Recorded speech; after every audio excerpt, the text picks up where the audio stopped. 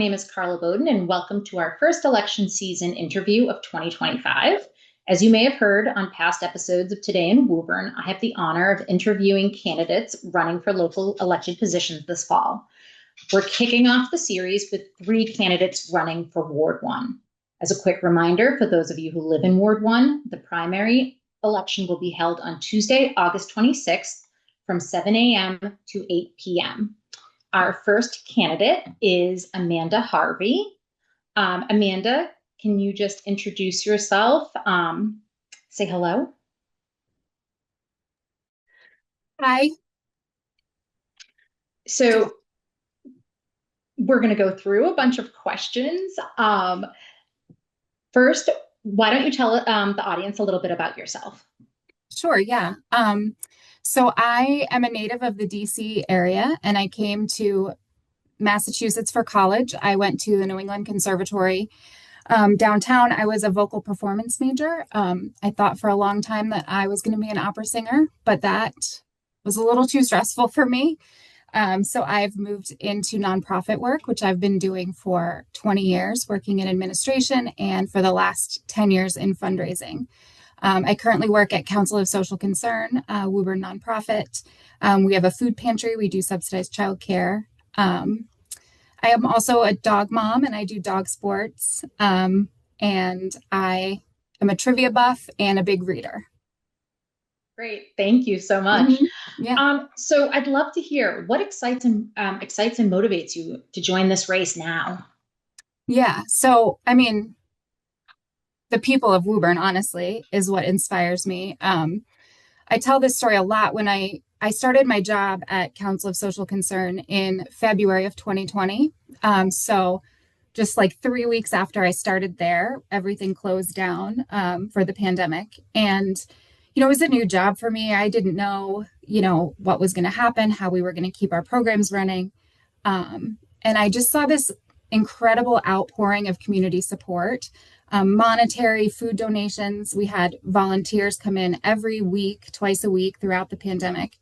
And it was really inspiring for me. And then, when I started to be able to get out in the community and network, everything that I was feeling was reaffirmed. So that's when I started being like, this is where I want to live. This is where, I want to buy a home and, be for a long time. And it's just even been further reaffirmed as I'm getting out in the community and talking to constituents of Ward 1, seeing what their needs are.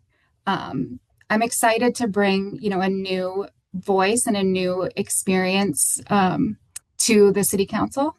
So I'm really hopeful. Thank you.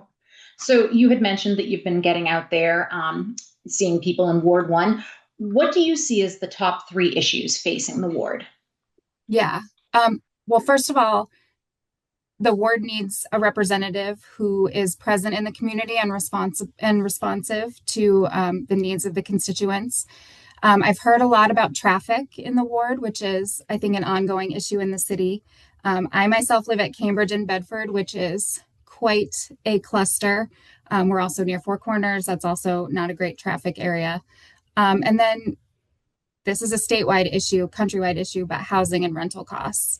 About 42% of the people who live in Woburn are renters, and something like 50% of renters and a third of all homeowners are cost burdened by their mortgage. So it's not an easy fix, but whatever we can do in Woburn would be, I think, ease a lot of people's minds. Thank you. You had mentioned that traffic and pedestrian safety is a priority for you. And you mentioned a couple of areas, Four Corners, Cambridge and Bedford.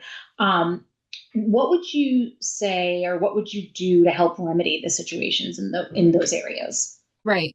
Yeah, there's a lot to be done. Well, luckily, Cambridge and Bedford is undergoing a state project this winter that hopefully will resolve some of the traffic and put a turn arrow in. But for other areas, also coming to mind is crossing Lexington Street at the fire station to get into Horn Pond. There's not very many crosswalks, so increased crosswalks or lights, stop signs, responsive traffic lights, Cambridge Road could use a sidewalk on both sides. There's lots of intersections and like areas that don't have proper sidewalks. So there's a lot to be done um, that can improve, the overall walkability of our city. Yes. I was fortunate enough to live in downtown, and so it was very walkable. So I can appreciate other neighborhoods wanting to have that as well. Um, Pivoting a little bit, I did also notice that you mentioned education is a priority. What do you see as the role for the city council with the school budget? Yeah. So I mean, interacting with the school committee and with with the superintendent, all that stuff, it's walking a really fine line. I want to be a partner to them and, I want to have a good relationship with them, but also not overstep because honestly, they know best what their needs are. So I just hope that they see in me someone who is a strong advocate for them and for, having quality and safe and well-maintained schools. Great. And have you been following the school building committee? Do you have any thoughts on that and kind of the direction that Yeah. this might go in? Well, that's so yeah, I was just at the meeting last week, which was really interesting and, kind of crazy to think we started this process in 2020. But, you know, we need two new elementary schools and we need the middle schools need to be redone. Um, I think there's going to be a lot of different ideas of how we pay for it and what the timeline looks like. Um, So, I did see the plans and they both look really exciting. And hopefully there's a way to do both of them at the same time. Otherwise, we're looking at, 12 plus years before whichever project we don't pick gets completed. So I'll be interested to see how people are feeling going forward. Yes, it's going to be a big decision in the city. Mhm. Yes. Um, so, you know, as we're talking about the costs for the new schools, and also that there's different things happening in the city right now. There were renovations happening at fire stations, and the cost of everything is going up. So Woburn is facing increasing costs to maintain services from the schools, public safety, infrastructure. How would you balance the need to fund critical city services with the goal of keeping Woburn affordable?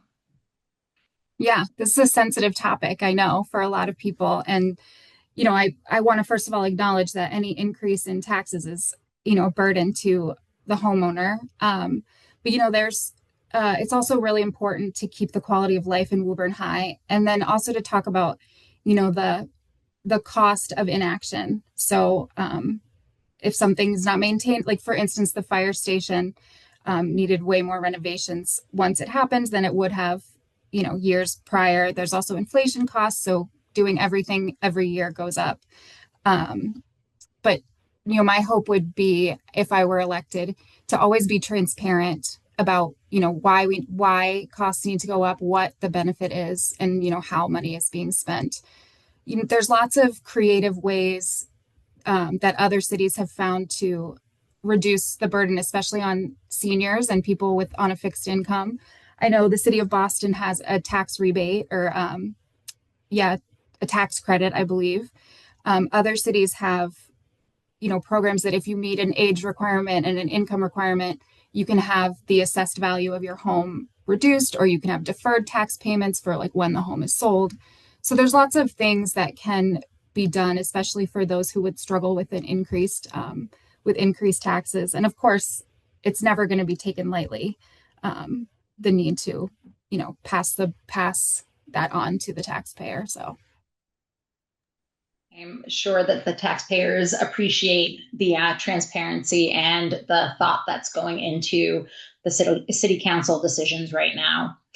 Um, One of the other special things about Ward 1 is Horn Pond.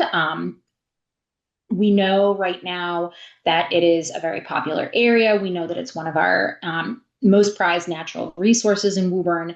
What will you do to preserve that environment? Well, first, I do want to acknowledge that there's a lot that's already being done by great organizations, including Friends of Horn Pond. I think just this past weekend, they were clearing fishing lines from the water and hooks and things like that. Um, they've done invasive species removal. Um, and it's just really important to keep supporting organizations like that that are on the ground doing the work. Um, there's also some things the city can do with maintaining the trails, cutting back the overgrowth. I personally would love to see more dog waste stations and perhaps bags, because anywhere you see a lot of dogs, there's going to be people who don't pay attention to the signs. Um, and yeah, so I just think, oh, I have also anecdotally heard that the new trash toters with the lids, since things aren't open, it has decreased the debris and the trash that's flowing into Horn Pond. So I'll be interested to see how that actually, if that actually is a trend that continues going forward. Um, Yes. Well, as a dog parent, I also would appreciate more stations. It's frustrating when other people are not keeping up with their animals. Correct. So, um, if you were to be elected, how would you plan to stay connected to Ward 1 residents? Well, I think definitely I'll be present in the community at events. And I would always be accessible by email, phone call. I would, hope to have regular either Q&As or um, opportunities for residents to come and speak with me. But I just want them all to know it would be an honor for me to represent them. And that because of that, I'll never, I definitely don't know everything and I never will. But if they come to me with a question, that I hope they know that I will do my research and help them find resources and get them an answer. Great. Thank you so much. Amanda, before we wrap up, is there anything else you'd like to share with the voters, or what you want to make sure they remember about you?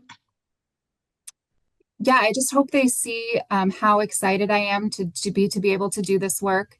What sort of fresh perspective I might bring to our elected officials. And then just don't hesitate to reach out if you have questions, if you have concerns. You can find me on my website, harveywoburn1.com.